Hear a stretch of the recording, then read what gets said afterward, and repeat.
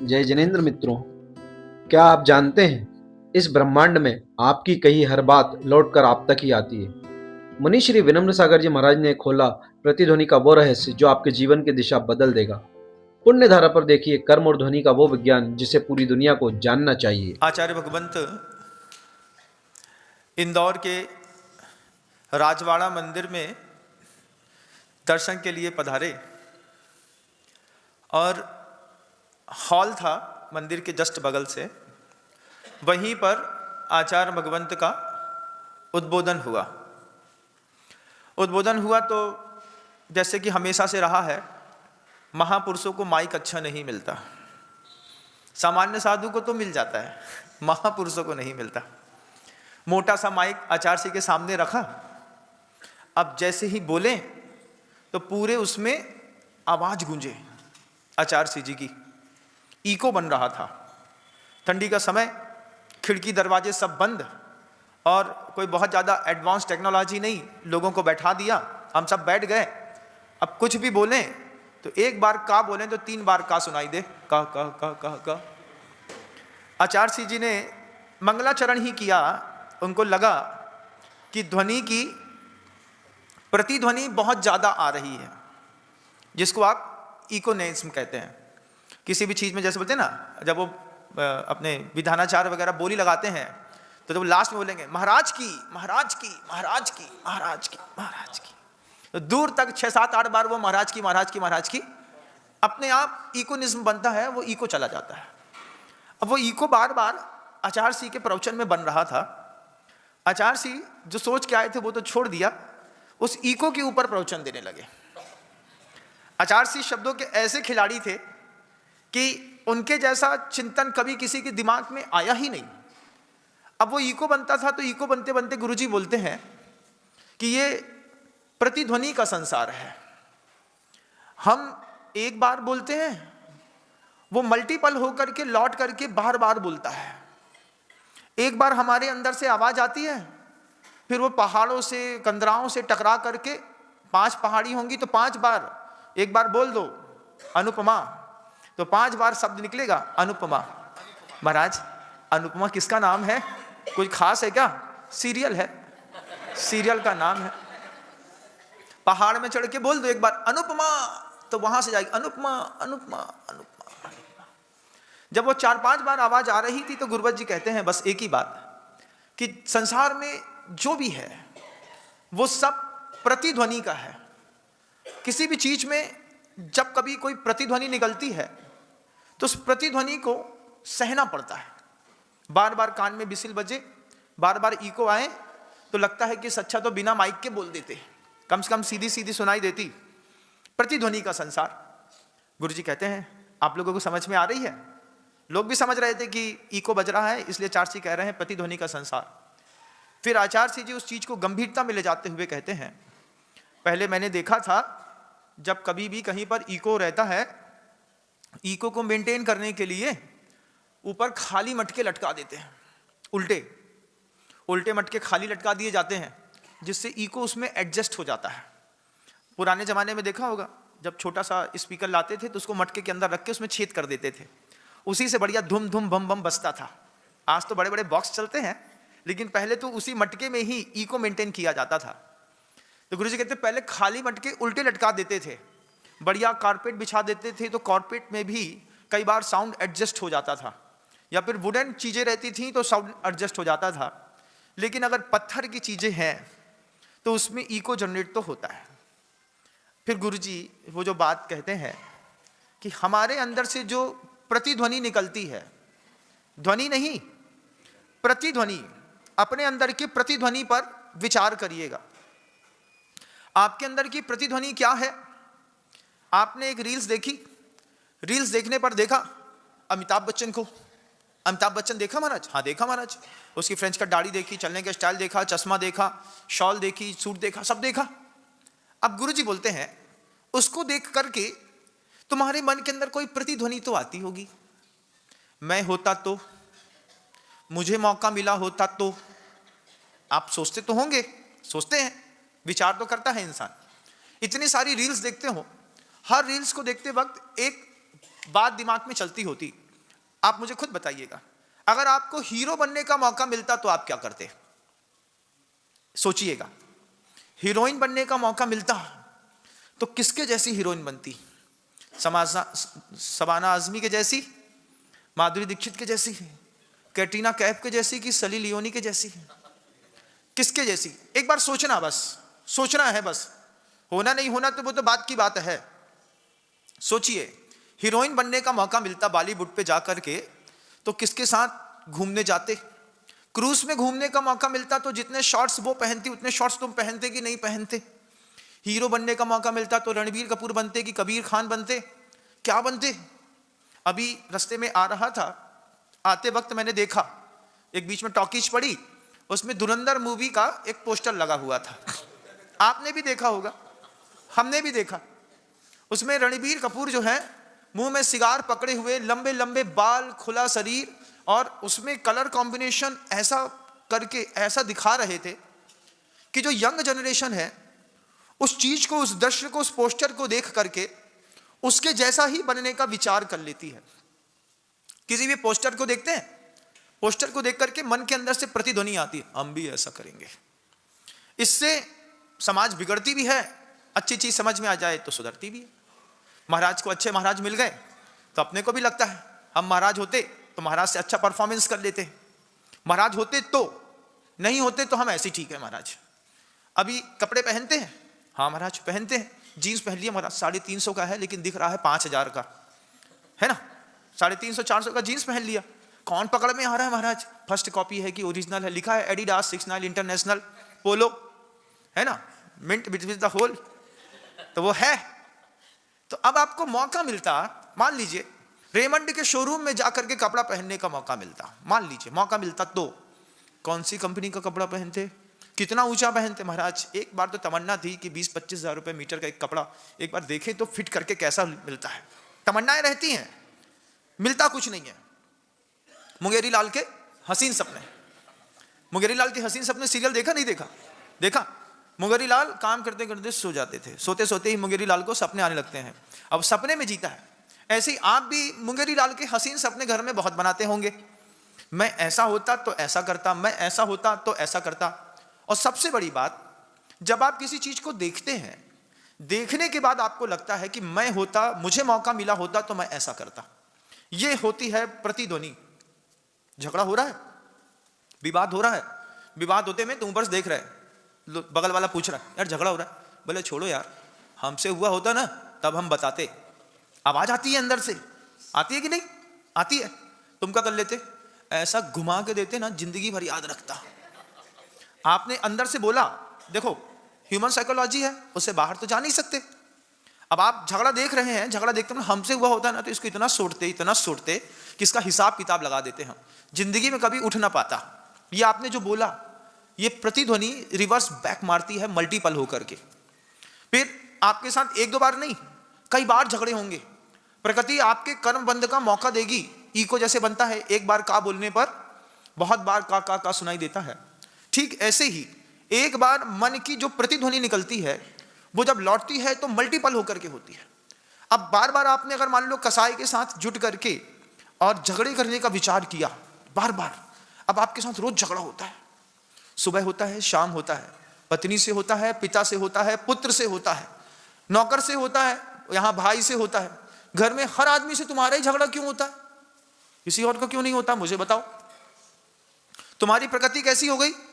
तुमने जो अपने अंदर के मैकेनिज्म को कहा, मैं होता तो ऐसा करता, मुझे मौका मिलता तो मैं ऐसा करता, उससे जो कर्म बंधता है, उस बंधे हुए कर्म का कई गुना होकर के आता है। एक का एक नहीं मिलता जैन शासन में कभी भी, पुण्य हो या पाप। आप पाप भी करेंगे तो पाप का एक बीज फेंकोगे ना, तो कभी एक बीज के बदले में एक ही नहीं निकल के आएगा, एक के 100 निकलेंगे। पुण्य के साथ भी है, पुण्य भी आप करेंगे तो पुण्य में एक के बदले एक नहीं मिलता, उसका मल्टीपल होता है। ये दिमाग में पहले बात को एडजस्ट करनी नहीं पड़ती है। हम अच्छा करेंगे या बुरा, जब भी लौट के आएगा तब 1000 गुना होकर के आएगा। भूमि में किसी भी प्रकार का बीज फेंको, एक के बदले एक दाना कभी नहीं निकला, 100,000 जरूर निकले। अच्छाई हो या बुराई, 100 या 1000 जरूर निकले। अब आप सोचिए, आपने कभी एक झगड़े को देख करके बोला अब आप ही की दुनिया में किसी के साथ एडजस्टमेंट नहीं है, सब एक दूसरे के साथ रह लेते हैं। जैसे ही आप घर से बाहर जाते हैं, परिवार के लोग बोलते हैं आज घर में बड़ी शांति है। क्या है? वो उद्यमी घर में नहीं आ, वो उद्यमी घर में नहीं आ। क्या है भैया? वो आते ही साथ महाराज जी पूरे घर में टेंशन आ जाता है। ये टेंशन और उसको भी रहता है, बाहर गए हो, बाहर घूमते घूमते भी दिमाग में वही चल रहा है, पता नहीं क्या कर रहा होगा, जाते साथ सोटूंगा उसको, इसको ऐसा करूंगा, इसको ऐसा डांटूंगा, इसको ऐसा करूंगा। आपने जो प्रतिध्वनि अपने मन के अंदर से निकाली, उसी प्रतिध्वनि से आपका संसार बनता बढ़ता चला गया। किसी भी बॉलीवुड की फिल्म की हीरोइन को देख करके जवान बेटियां भी मन के अंदर भाव पैदा करती हैं, क्योंकि स्त्री का भी अपना एक स्वभाव होता है सजने संवरने का। अब कोई बॉलीवुड की बड़ी हीरोइन ने काठियावाड़ी मूवी बना दी, गंगूबाई। अब गंगूबाई की मूवी बनाने के बाद कोई 12, 14, 16 साल की लड़की बार बार सोचे, मैं होती तो ऐसा रोल प्ले करती। इसके पास तो अभी भी एक्शन में कोई विशेष प्रकार का सेंस नहीं निकल रहा है, और प्रीमियम लुक देती मैं, ऐसा सोचती। अब जो बच्ची ऐसा सोच रही है, उसकी भी प्रतिध्वनि निकलेगी। प्रतिध्वनि निकलेगी, हो सकता है कभी सामूहिक रूप से किसी अपवाद हो जाए, सामूहिक रूप से उसके साथ हिंसा हो जाए। क्यों? क्योंकि आपने वैसी मूवी देख करके और आपने वैसा ही बनने का सोचा। जैसा सोचते हैं वैसा ही मिलता है संसार में। मैं जैसा सोचता हूं मुझे वैसा मिलता है। मैं सोचता हूं कि अगर मेरे पास कोई जिन्न होता तो मैं क्या करता। मंदिर में आया, आते ही साथ सोचता हूं, क्योंकि जहां रहता हूं वहीं की तो सोचता हूं, भगवान ऐसे होते तो क्या गजब के दिखते हमारी दृष्टि पे। आपकी बेदी, आपके प्रभु जी आपको नहीं दिखते। आपको क्या दिखता? घर में सोफा बदलना है, घर का डेकोरेशन बदलना है, घर में गार्डन हॉल लगाना है, जैगबार की सीरीज लगवानी है, सीट बदलनी है, इंडियन से वेस्टर्न लगानी है, क्योंकि तुमको वही दिखता है। तुमको नाली नर्दा दिखता है तो तुम्हारे दिमाग पूरा वहां पर है। साधु को क्या दिखता है? भगवान को कमलासन दे दो, बेदी थोड़ी सी और खोल दो, इसको थोड़ा सा बड़ा कर लो। तो जो जैसा सोचता है उसको आगे चल करके वही मिलता है। हम जैसा सोचते हैं तो वो मिलता है, आप जैसा सोचते हैं तो वो मिलता है। कबीर सिंह मूवी देख करके कितने सारे लड़कों ने सिगरेट पीना शुरू कर दिया। क्यों? अगर मान लीजिए अफेयर में फेल होते हैं तो सिगरेट और शराब दो सहारा। उसने 10-20 फूकी होंगी, उसके चक्कर में 100-200 करोड़ की फूक गई, मल्टीपल होकर के। पाप हो या पुण्य, आप जैसा सोचते हैं। आप बताइए, आपको गुंडा बनने का मौका मिलता तो आप कैसे होते? दाऊद इब्राहिम होते महाराज। फिर तो फोन करके बोले उठा लेंगे तो समझे ना, उठा। क्यों? मौका मिलता तो आप ऐसा होते। एक बार आपने सोचा, फिर आप वैसे ही बनेंगे। फिर आप जैन कुल में आने के बाद भी ऐसे लोग देखे कि जो लोग हथकड़ी से लैस होकर के और सजा याफ्ता मुजरिम बनकर के जिंदगी काट रहे हैं, खाना बदोश जीवन जी रहे हैं, तड़ी पार हो रहे हैं। क्यों? जैसा सोचा वैसा मिला। आप जैसा सोचते हैं, आप मुझे मौका मिला होता तो, ये शब्द अपने साथ हर जगह जोड़िएगा। सामने वाले का बिजनेस देखते हैं, सामने वाले का बिजनेस देख करके सोचते हैं हमको मौका मिला होता ना तो हम पूरी दुनिया में कब्जा कर लिए होते। दिमाग में धारणा है दुनिया में कब्जा नहीं हो पाएगा, क्योंकि तुम्हारी कर्म प्रकृति उतनी ऊंची नहीं है। लेकिन सोचते हैं तो फिर अलग तरीके की वातावरण बनता है। आचार्य कहते हैं यही प्रतिध्वनि मन की होती है, ऐसी वचन की प्रतिध्वनि होती है, काया की प्रतिध्वनि होती है। इन मन वचन काया की जो प्रतिध्वनि निकलती है बार बार, इसी प्रतिध्वनि का संसार है। बैटरी की दुकान चलाने वाला सोचता है बैटरी की फैक्ट्री हो जाए। जिसकी फैक्ट्री है वो बोलता है पता नहीं क्या है, इतनी मेहनत करते हैं लेकिन चलती नहीं है। चलती हमारी होती तो, एक्साइड कंपनी की बैटरी हमारी होती तो हम क्या करते? कुछ ना कर पाते। जितना भी संसार है ये सब प्रतिध्वनि का है। Man proposes, God disposes. हमेशा दिमाग में रखिएगा। आवाज लगातार इको बना हुआ था, गुरुवर बोलते जा रहे थे, आप लोग सुन रहे हैं ना? हाँ महाराज, ये जो प्रतिध्वनि आ रही है, ये प्रतिध्वनि भी पूर्व की ध्वनि का कमाल है। आचार्य जी कहते हैं मुनिपद कैसे मिला? ऐसे मिल गया क्या? ऐसे नहीं मिल गया। पहले से ध्वनि आई थी। जैसे नीचे बैठ करके सोचा था, कभी आपने भी सोचिएगा, कभी मुझे सिंहासन मिलता, मुझे आचार्य बनने का मौका मिलता, मुझे साधना करने का मिलता तो मैं कैसी करता? गज कुमार मुनि के जैसी करता, सुखमाल स्वामी के जैसी करता। अरे गायब करते महाराज, हम फलाने सागर जी महाराज के जैसे करते। कौन फलाने सागर? अरे बेहतरीन, टिप टॉप, चकाचक, और क्या कमोड बगल में लगा मिलता। यहीं पर जिनवाणी रखी है और यहीं पे बगल में कमोड लगा है। कैसा साधु बनते तुम अगर साधु बनना चाहते तो? कैसा? श्रावक बनना चाहते तो कैसा बनते? कभी सोचा? कभी कमरे में जा करके दरवाजा बंद करके आईने के सामने पूरे कपड़े उतार करके और पुरानी साधु के पीछे लेकर के लाइट चालू करके अपने आप को देखो, एक बार अंदर भाव पैदा करो, मैं मुनि होता तो कैसा होता? आगे से कैसा दिखता, पीछे से कैसा दिखता? बैठ करके एक बार देखो, जीवन है, अनुभव कर लो। दीक्षा लेता, आहार के लिए निकलता तो हाथ कैसे रखता, खड़े होकर के खाता तो अंजलि कैसी बनाता, पीता कैसे तो दिखता कैसे, हाथ ऊपर उठते तो कैसे दिखते, पंजे कैसे रखता। बनो नहीं बनो अलग वस्तु है, लेकिन अंदर से एक आवाज पैदा करो मन की, मैं होता तो, मुझे मौका मिला होता तो मैं कैसा होता। जब आप ये एक ध्वनि पैदा करेंगे, ये ध्वनि रास्ता खोलेगी, धीरे धीरे करके रास्ता खोलेगी। महाराज भले कपड़े में बैठे हैं, लेकिन हमको मौका मिला होता ना, हम भी कमाल करते।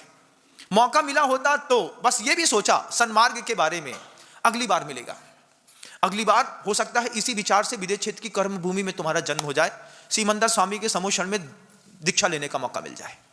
मौका मिलता तो क्या करता, लेकिन वो सोच नहीं है।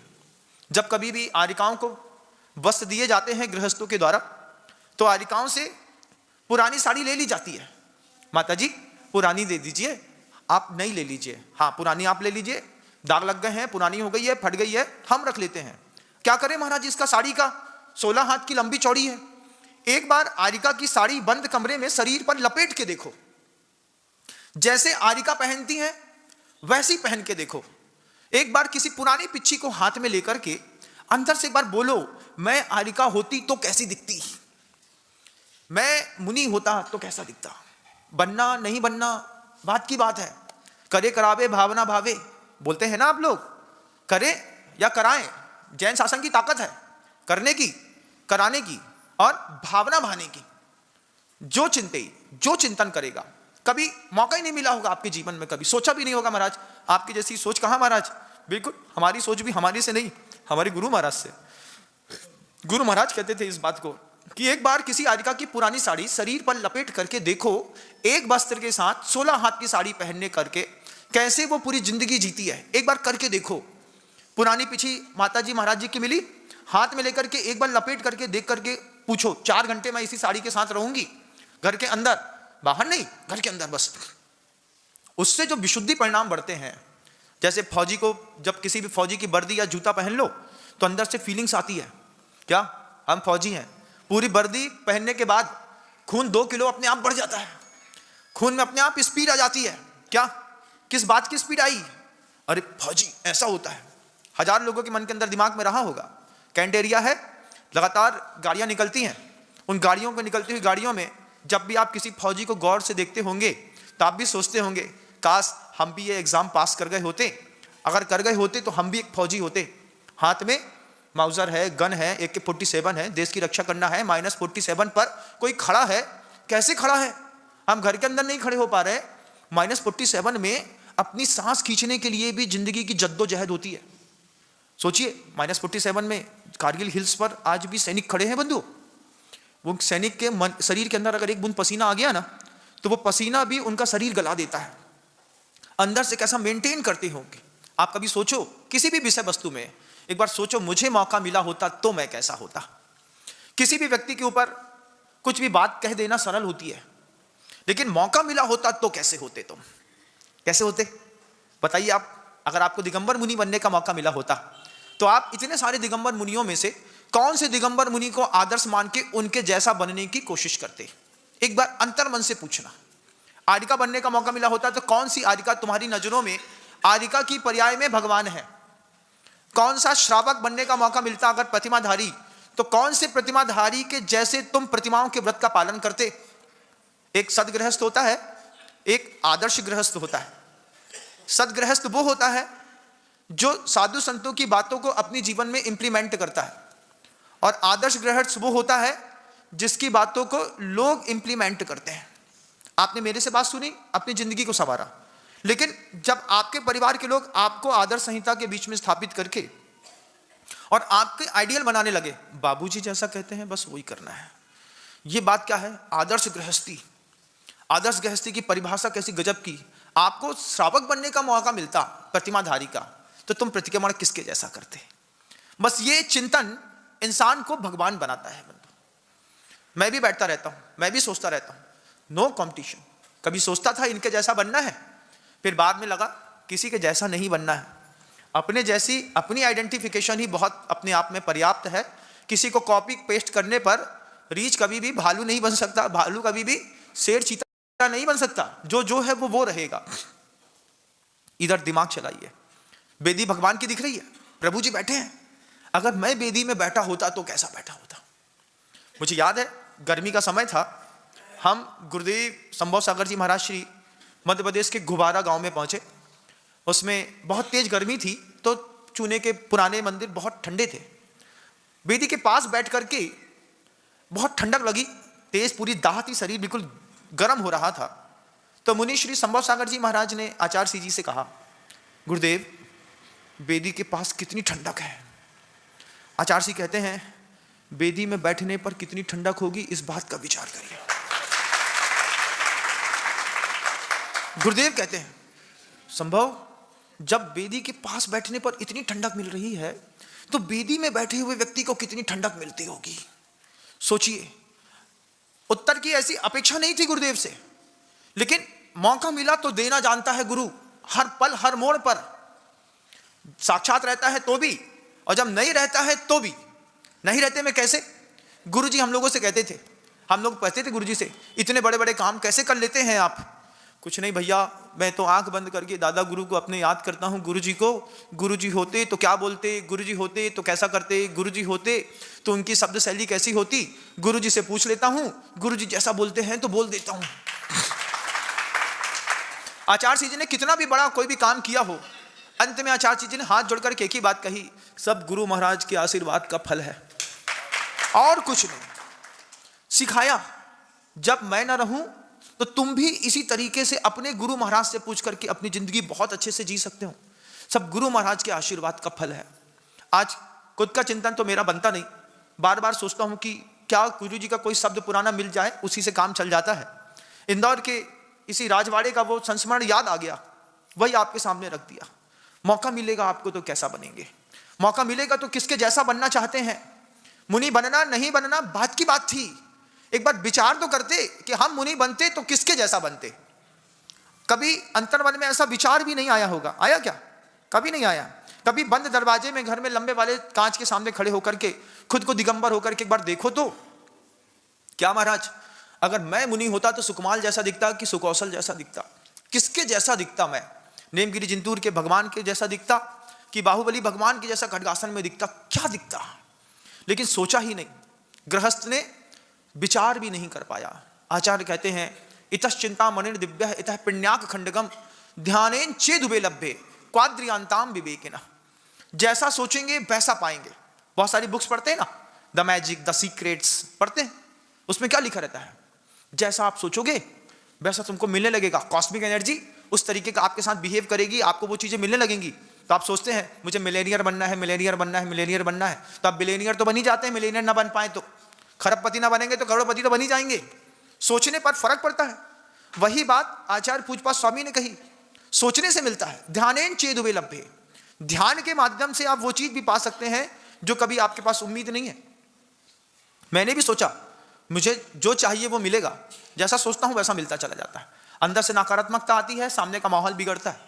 अंदर से पॉजिटिव होकर के बात करता हूं, मेरा तो होगा तुम्हारी तुम जानो, तो वो पॉजिटिव बात बनती चली जाती है। आपने कभी सोचा ही नहीं ऐसा, महाराज मुनि बनने की कैसे सोच सकते थे? हम तो गृहस्थी के झंझट में फंसे हुए लोग। एक बार आंख बंद करके सोचो ना, सोचने में क्या जाता है, पैसे लगते क्या?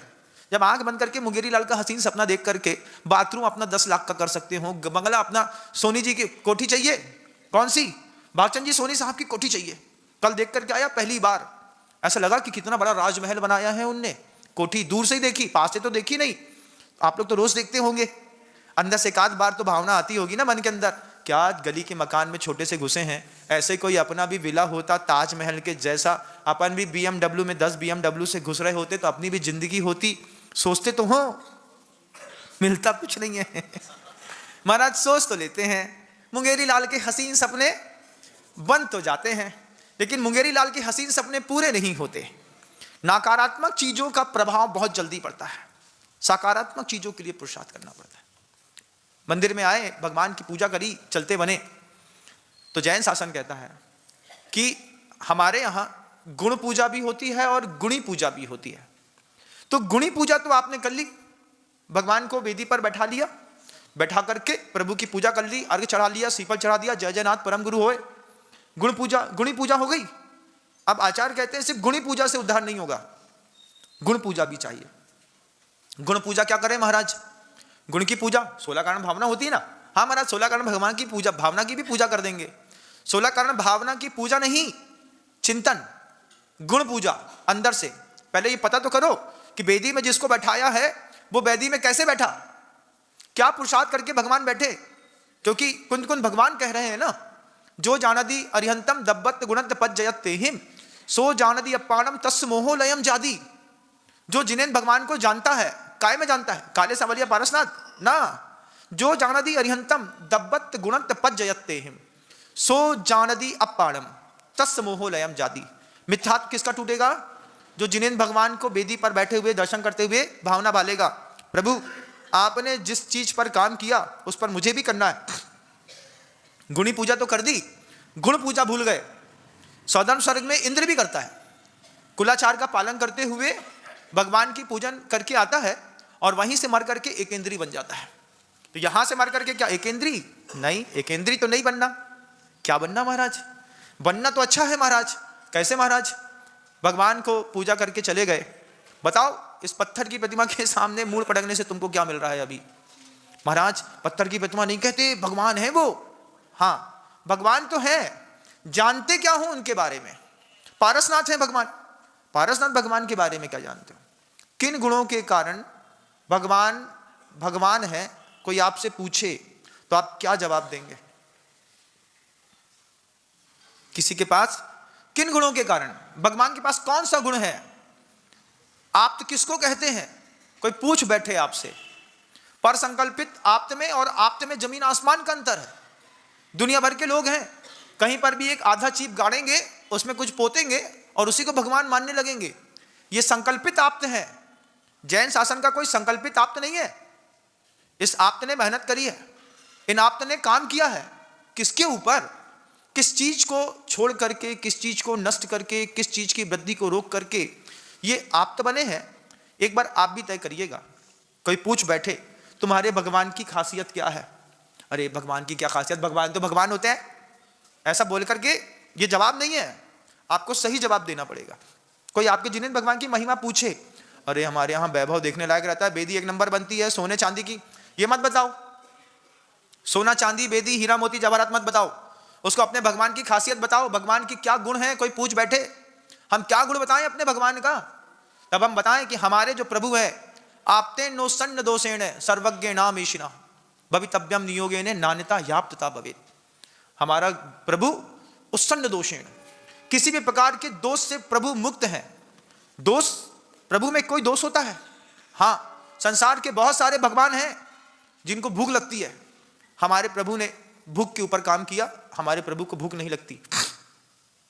क्षुत पिपासा जरातंक जन्मांतक भयस्मया न रागत द्वेष मोहाश्च यस आपतः प्रकीर्तते। बोलिए, गाथा को सीखिए, गाथा को सीख करके उस पर चिंतन करिए कि हम संसार में रह करके और भोजन के ऊपर काम कर रहे हैं। सुबह भोजन करने के बाद, दिन का 12 बजे भोजन करोगे ना, तो भाजन 12 बजे भोजन करने के बाद लास्ट में 1 कप चाय मांगोगे। पूरा खाना खा लिया, अच्छा खाने के बाद आवाज आएगी, एक काम करो 1 कप चाय और दे दो। और जब ये बात भूल जाते हैं कि शुद्ध भोजन के बाद अगर चाय पीने पर निकोटिन पूरे भोजन को जहर कर देता है। कोई भोजन किया, पेट में डाला, उसके ऊपर 1 कप चाय डाली, तो निकोटिन ने अंदर के बनने वाले प्रोटीन और विटामिन को वहीं पे नष्ट कर दिया। 1 कप चाय पूरे भोजन की ताकत खत्म कर देती है। शरीर नष्ट भ्रष्ट सा होने लगता है, शरीर के धीरे धीरे सेंसेशन खत्म होने लगते हैं। लेकिन 1 कप चाय चाहिए। और चलो चाय तुमने पी भी ली, चाय पीने के बाद ही उठते साथ ही बोलते हैं, एक काम करना, शाम को थोड़ा सा हलवा बना देना, गाजर का खाना है, और उसके ऊपर एक थोड़ी सी और जो भी आइटम हो, कुछ मीठा अच्छा खट्टा।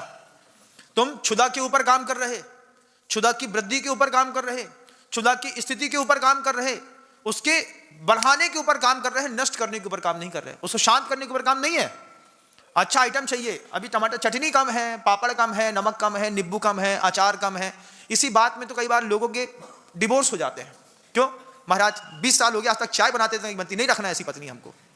गजब है भाई, तुम्हारे भगवान ने क्षुधा के ऊपर काम किया और तुम भूख बढ़ाने के ऊपर काम कर रहे हैं। हाजमोला खाओ, महाराज भूख ही नहीं लग रही, हाजमोला खा लो, कायम चूरन खा लो, डल्कोलेक्स खा लो, क्रीमा लेक्स खा लो, उसके बाद एक आध कोई गोली और खा लो, रेवन चीनी खा लो, उसके बाद उसकी सनाई की पत्ती खा लो महाराज, बस पेट साफ होना चाहिए, अच्छा माल आना चाहिए, हर खा लो, रगड़ो, पी जाओ उसमें।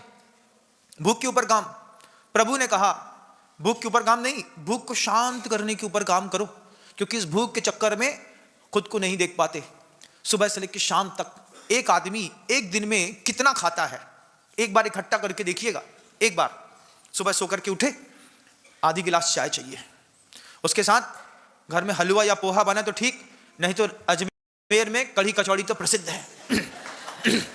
50 का नोट दिया, 2 कचौड़ी और कढ़ी आ गई, 2 कचौड़ी और कढ़ी, घर की चाय, हलवा मिल जाए सौभाग्य की बात है, और नहीं तो बासी पूड़ी शुद्धगी की होती है, उसको तवे के ऊपर गर्म करके अच्छे सेक देते हैं। सेकने के बाद उसमें थोड़ा सा अचार लग जाए महाराज तो भी ठीक है, और नहीं तो पूड़ी को चाय में डुबो करके खाने का मजा ही अलग है महाराज, ऐसा लगता है स्वर्ग में पहुंच गए। शुरुआत 2-3 शुद्धगी की पूड़ी मिलेगी, 1 गिलास चाय मिलेगी, कढ़ी कचौड़ी मिलेगी, हलवा मिलेगा, पोहा मिलेगा। बाहर निकले, बाहर निकलते साथ दुकान जाना है, बीच में एक अभी खाते आए, उसके बाद भी अभी डिमांड खराब है, एक गुटखा।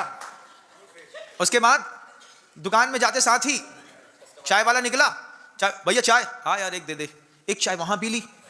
11 बजे घर आए, पत्नी ने अच्छा भोजन करा दिया, वो खा लिया। उसके बाद 2 बजे दुकान पहुंचे, 1:30 बजे पहुंचे दुकान, एक प्यास लगती है, भोजन करने के 1 घंटे बाद आपको प्यास लगेगी, एक जग गड़गड़ा के पानी पी गए। दोपहर में फ्रूट्स वाला निकला, अंगूर केला बादाम पिस्ता जो समझ में आ जाए वो खा लिया। किराने दुकान वाले हैं तो 2-4 जितनी बार काजू तोलेंगे 4 अपने मुंह में डालेंगे, वो पेट पे पहुंच गया। दोपहर में दोपहरी चाहिए, थोड़ा सा सेव चूड़ा के साथ 1 कप चाय और चाहिए। शाम को फिर वही थाली भर के फिर खा गए। उसके बाद अभी कहाँ महाराज, बस हो गया, अरे कहाँ हो गया, अभी बाहर निकलेंगे, बाहर निकल करके 20 रुपए की फुल्की ना खाए महाराज तो पछता नहीं है। 20 रुपए की फुल्की, नहीं तो चाउमीन, नहीं तो समोसा, नहीं तो डोसा, बड़ा कुछ भी। उसके बाद महाराज इस बात क्या ठंडी है ना महाराज, तो उसकी चाय बड़ी फेमस है, तो रात में चाय कॉफी, घर में आने के बाद 1 गिलास दूध। उसके बाद वो पूछ लेती है कुछ और तो नहीं चाहिए, क्या है, 2 रसगुल्ले रबड़ी दे दूं, सुबह बने थे बेहतरीन, वो भी पेट के अंदर। सोने से पहले दूध तो पी लिया, उसके बाद 1 घुट पानी पी लिया और गिलास वहीं पे बगल में रख ली। रात में अगर इच्छा हुई तो 1 घुट और पी लेंगे। एक दिन में कितना खाते हो, एक बार 1 दिन का भोजन सामने दिन भर का रख करके शाम को देखना, खुद को लगेगा कितना खाते हैं। तुम्हारे भगवान ने भोजन के ऊपर काम किया, क्षुत पिपासा जरातंक, भोजन के ऊपर इतना काम किया, भोजन की वृद्धि, भोजन की स्थिति, भोजन की उत्पत्ति, भोजन के होने वाले शरीर के नाश, इन 4 को नष्ट करके भोजन के माध्यम से शांत होने का प्रयास किया। कितने कम में काम चलाएंगे। और मुनियों को शिक्षा दे गए, दिगंबर जैन शासन का मुनि दिन में 1 बार भोजन करेगा, उसी वक्त पानी मिलेगा, दोबारा नहीं मिलेगा। उसकी पहले दिन से काय संलेखना स्टार्ट करवा दी, दीक्षा लेते साथ ही तुम्हारे सुबह का पोहा खत्म, दोपहर का पानी खत्म, गर्मी हो ठंडी हो बरसात हो, 1 बार। श्वेतांबर बंधुओं में तो 5, 7, 8, 10 बार पी लेते हैं, रास्ते में चलते में पी लेते हैं। श्वेतांबर बंधुओं में तो कई बार संतरे की गोली मुंह में चलती रहती है, वो विहार करते रहते हैं। दिगंबर जैन शासन का जो दिगंबर मुनि होता है वो दिन में 1 बार भोजन लेते हैं, उसी वक्त पानी लेते हैं, उसी वक्त उनके सब आहार सामग्री होती है, उसमें भी अंतराय आता है तो काम चल देते हैं। पहले दिन से शिक्षा दे रहे हैं भगवान बनने की, सबसे पहले भोजन के ऊपर काम करना पड़ेगा। भोजन को कंट्रोल करो, कंट्रोल योर डाइट। कैसा, अनशन और मौदर, रस परित्याग, ये 3 शब्द तप में बाहरी तप में रख दिए। या तो बास कर लो, भोजन करने जा रहे हो तो ऐसे नहीं कि यथेष्ट भोजन करके आ जाओ, उसमें भी अमौदर, थोड़ा कम खा के आना। और उसके बाद संडे मंडे ट्यूसडे का नियम ले लो, एक दिन हरी नहीं खाएंगे, एक दिन नमक नहीं खाएंगे, एक दिन मीठा नहीं खाएंगे, एक दिन भूना नहीं खाएंगे। तो साधक कहता है 1 आध दिन तो छूट दो मनपसंद का, बोले नहीं, इसकी शांति के लिए पुरुषार्थ करो। आपके भगवान में कोई पूछे क्या गुण है, आपके मुनि के क्या गुण हैं तो बताना। उन्होंने क्षुधा के ऊपर जबरदस्त काम किया है। हम लोगों को सताती है, उनको नहीं सताती, पता नहीं किस मिट्टी के बने हैं, तब तो भगवान है। और हम तो अपने घर के अंदर मर्जी का मांग लेते हैं, हमारे गुरु महाराज मांगते नहीं, जो हाथ में धर देंगे उसी में सोच लेंगे, विचार कर लेंगे बनेगा कि नहीं बनेगा, नहीं बनेगा तो मना कर देंगे, लेकिन जिससे बनेगा उसको मांगेंगे नहीं। ये प्रतिकूल है, हमको नहीं चाहिए। अनुकूल क्या है बता दो, वो नहीं बोलूंगा, मेरे पुण्य में जो होगा उसमें मैं काम चलाना जानता हूं। नहीं तो लास्ट में गर्म पानी तो मिलता ही है, गुरुजी कहते थे कुछ ना मिले तो एक दिन की बात रहती है, गर्म पानी पी करके काम चला लो, लेकिन किचकिच चिकचिक मत करो। और तुम्हारी कैसी किचकिच चिकचिक है, थाली में नमक ना मिला तो बोलो नमक ले आओ, अरे सुन रही हो नमक ले आओ, नमक मांग रहे हैं, मर जाएंगे नहीं तो हम। ऐसी आवाज आती है, पीछे से आवाज आती है, हाँ ला रहे भैया क्या है, आग लगी है, उधर भी चूल्हे में भी इनके चूल्हे में भी, दोनों के चूल्हे में आग लगी है। और चूल्हे में आग के चक्कर में आदमी अंदर से फटबट खटबट खटबट खटबट खटबट खटबट। जैसे ही घर का धनी घर से बाहर भोजन करके जाता है, महिला हाथ जोड़ती भगवान को, अच्छा हुआ चुपचाप खांती से खा के आज चले गए, नहीं तो गुस्सा के मारे एक कटोरी दीवार पे फेंकी, थाली यहां पे फेंकी, हमको नहीं खाना, आधा छोड़ करके गए। धन्य है वो मुनिराज, चुपचाप हाथ में लेकर के और चले गए। तभी तुमको तुम्हारी पत्नियां घर के अंदर एक दाल सब्जी रोटी खिला करके सेट कर देती हैं। और महाराज आ जाए, महाराज आप तो ले लो, महाराज क्या ले लो, 4 सब्जी ले लो, 4 ड्राई फ्रूट्स ले लो, 4 मीठे ले लो, 4 कचौड़ी फुलके ले लो, पापड़ चटनी अचार ले लो, जूस ले लो, दूध ले लो, बिस्किट ले लो, जो चाहिए सब ले लो महाराज, जिसको कुछ चाहिए नहीं उसको सब ले लो। हैं ये साधु को दिखाते हैं 40 चीजें, साधु सोच के जाता है आज 5 से ज्यादा चीजें नहीं खाऊंगा, उसको 50 मिलती हैं। जो सोचता है 50 मिलेगी उसको 5 मिलती हैं।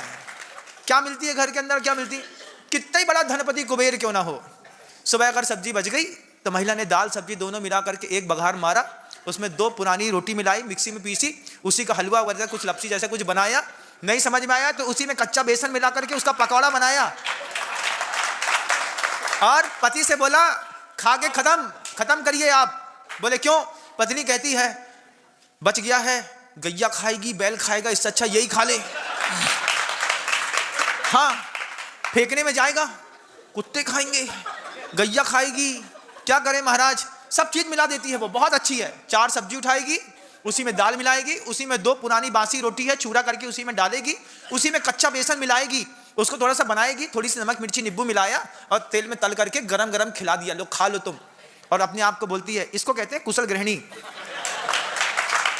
कुशल गृहिणी कैसी होती है कि हाँ घर का कुछ फिकेगा नहीं महाराज।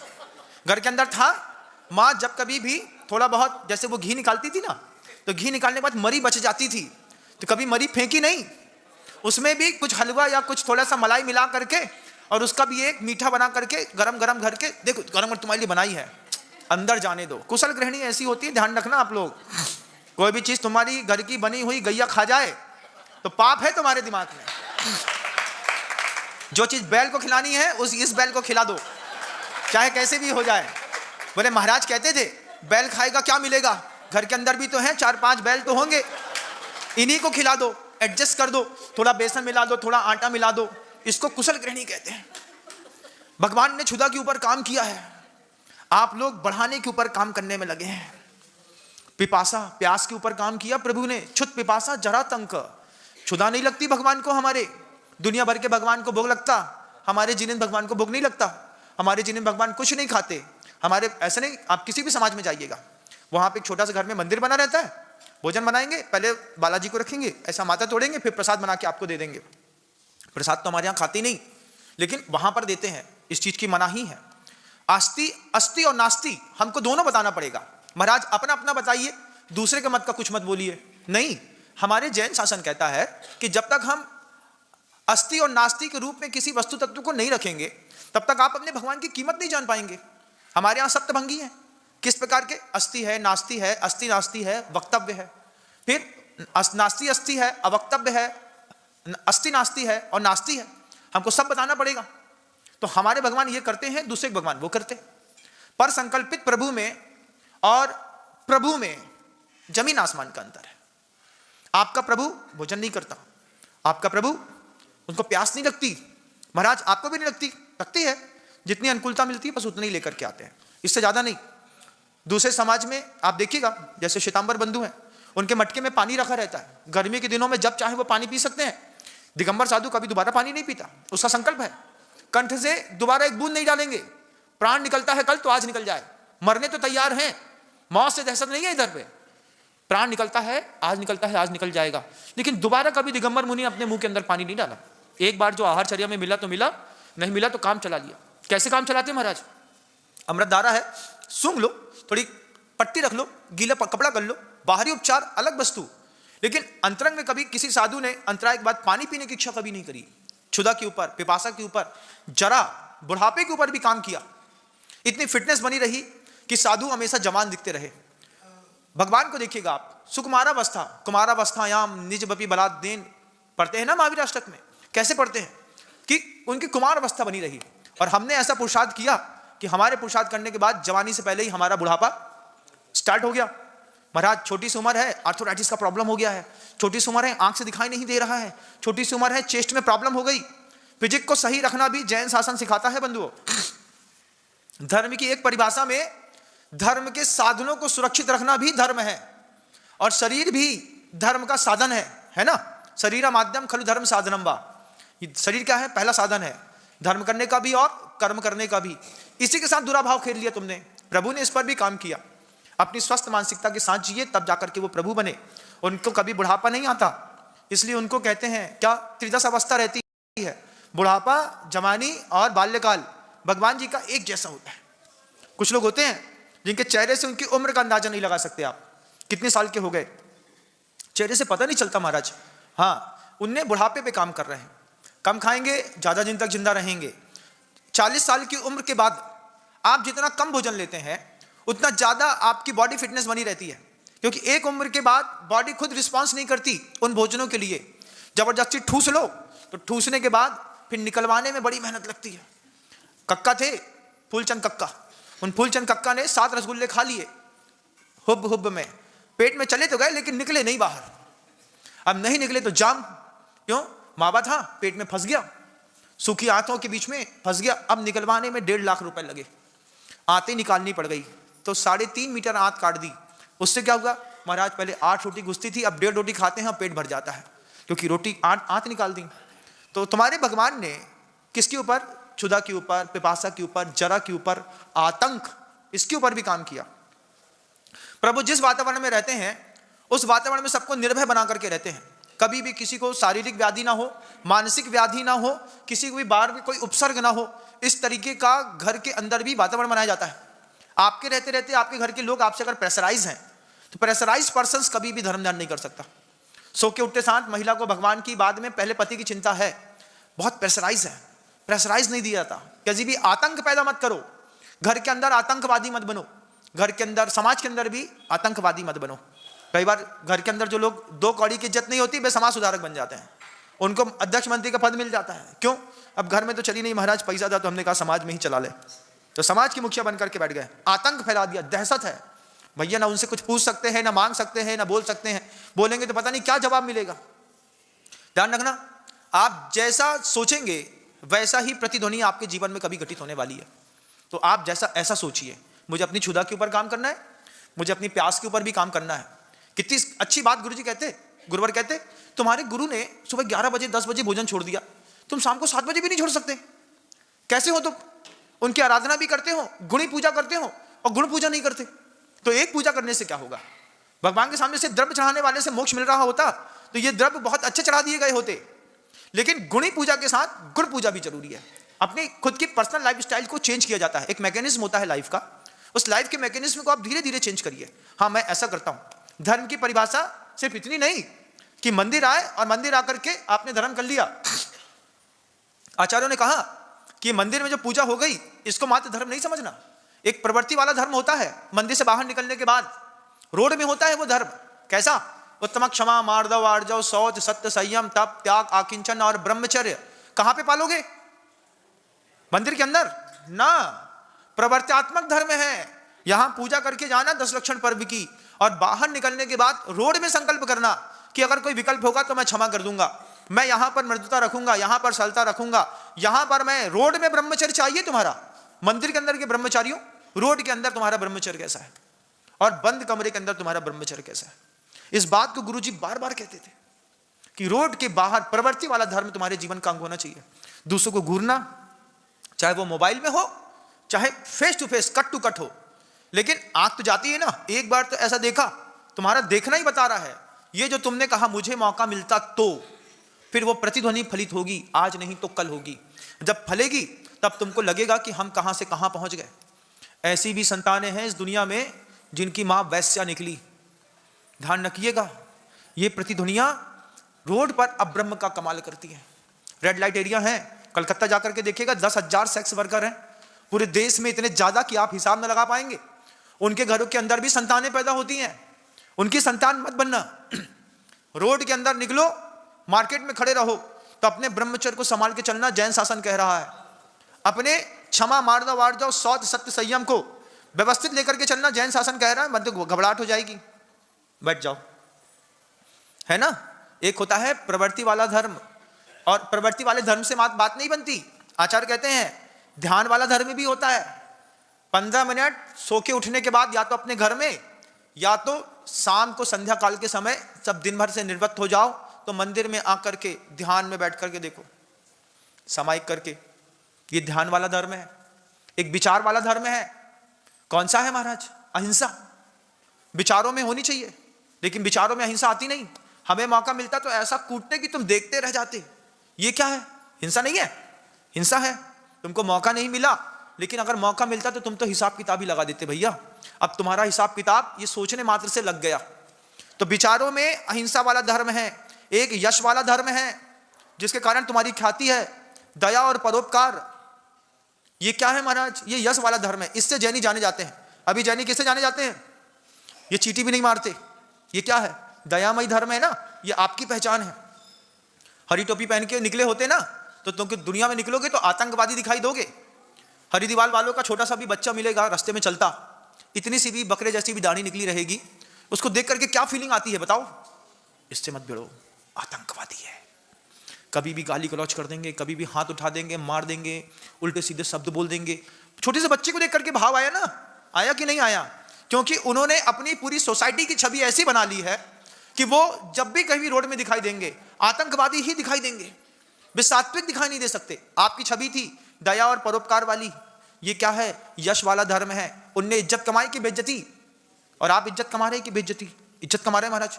शालीन समाज है, सभ्य समाज है, कभी भी किसी प्रकार का वो नहीं करते। एक होता है संस्कार वाला धर्म। घर का कुलाचार क्या कहता है? संस्कार वाला धर्म क्या है?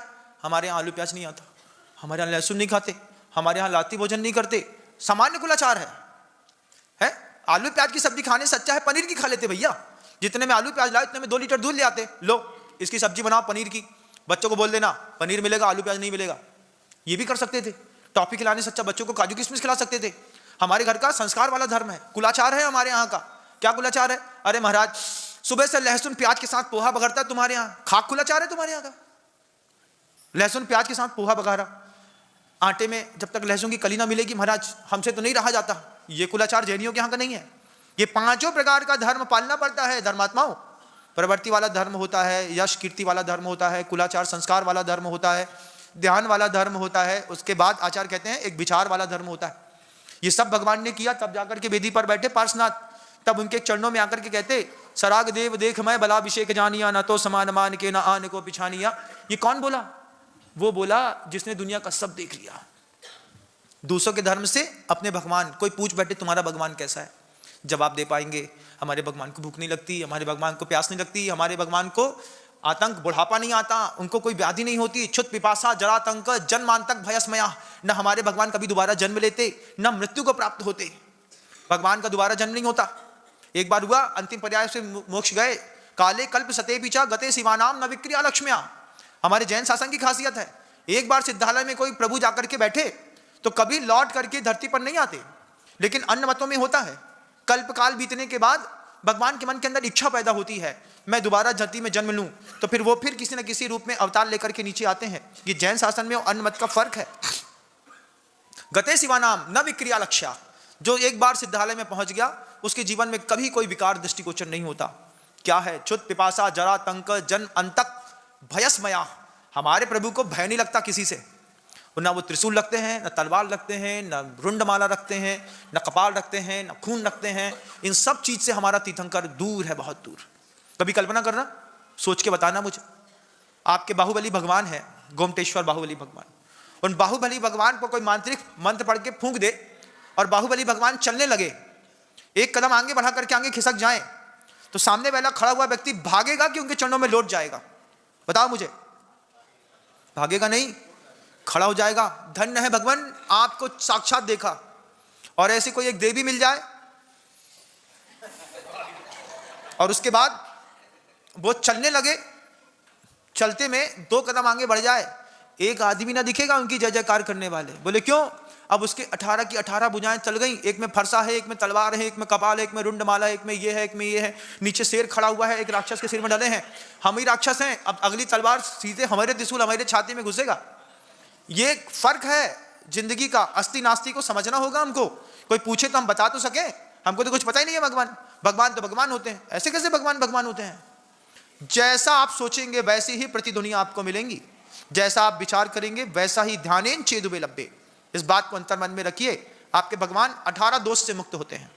यस्यापि अष्टादोषा न संति ता देवा। वे भगवान हैं।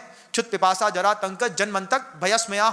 भय नहीं होता इसमें, किसी भी प्रकार का गर्व नहीं करते। राग द्वेष चिंता रति अरति शोक और 3 वेद से हमारे प्रभु जी मुक्त हैं। इस प्रकार की 18 दोषों से रहित आप के चरणों में आकर के कहते हैं वंदे तद्गुण लब्धे। गुणी पूजा करी, उसके बाद गुण पूजा भी करो, तब जाकर के कोई रास्ता खुलेगा। और नहीं तो ये जिनकुल मिला, बिना समझे चुपचाप घर में लौट जाओगी। अभी घर में प्रवचन सुन लिया ना, अब प्रवचन सुनने के बाद क्या करना है महाराज? वही करना महाराज, घर में जाके 2 प्याज काटेंगे, दाल बघार देंगे। लो भैया तुम खाओ और जाओ। संकल्प तो कर लो, जब तक गांव में साधु रहेगा तब तक पाप नहीं करेंगे। इतना संकल्प कर लेते कई लोग संकल्प कर लेते, मोहल्ले में साधु आया है, तब तक साधु हमारे मोहल्ले में है तब तक पर्यूषण पर्व के जैसी घर के अंदर की व्यवस्थाएं बना के रखेंगे। साधु आपके मोहल्ले में आया मतलब आपका पर्यूषण शुरू हो गया। अब चाहे वो 4 दिन का हो चाहे 400 दिन का हो, जब तक मुनि महाराज घर के गांव के अंदर मोहल्ले के अंदर है, हर घर में छने पानी का भोजन बन जाए, हर घर के अंदर शुद्ध दाल रोटी सब्जी मिल जाए, कहीं से भी किसी का भी भाव बने, महाराज को पड़गा लिया, अपने घर में आहार करा लिया। ये किया जा सकता है, करना चाहिए। लेकिन नहीं महाराज, अभी तो लहसुन प्याज की बढ़िया चटनी बगड़ेगी, एक बेहतरीन पिसेगी टमाटर के साथ, जब तक प्याज लहसुन नहीं डाला तब तक ये खाते नहीं है हमारे। कितना भोजन के ऊपर काम है। संसार आपको भी नहीं छोड़ेगा बंधु, किसी को नहीं छोड़ता। जब चक्रवर्तियों को नहीं छोड़ा, आम के चक्कर में नरक चला गया शुभम चक्रवर्ती, पता है कि नहीं? ब्रह्मदत्त चक्रवर्ती परिग्रह का त्याग नहीं कर पाया, वो मर करके नरक चला गया। महापुरुष होने के बावजूद नरक चले गए। हम में आप में तो कुछ भी नहीं है, कम से कम इतना चिंतन तो है, इतनी देर तक धैर्य के साथ सुन तो सकते हैं, समझ तो सकते हैं, ये भी बहुत बड़ी बात है। आपने 1 घंटे मुझे बहुत शांति के साथ सुना। आप सबके अंतर मन को साधुवाद देता हूं, भगवान से प्रार्थना करता हूं एक दिन का भी धर्मात्मा सही तरीके वाला बन पाए, आपका भी जीवन सार्थक हो। प्रतिध्वनि शुभ की आए, अशुभ की ना आए, भावनाओं के साथ। गुरुदेव श्री विद्यासागर जी महाराज।